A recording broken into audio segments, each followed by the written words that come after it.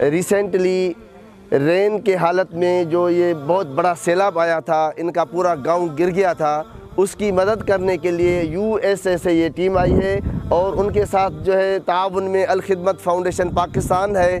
उन्होंने अल्हम्दुलिल्लाह यहाँ हमारे ज़िले में आकर, डिस्ट्रिक्ट में आकर इस हमारे मुतासरीन जो है अफराद जो इस गांव में रहते हैं उनके लिए 18 हाउस बनाने के लिए ऐलान कर रहे हैं और वो मदद करेंगे।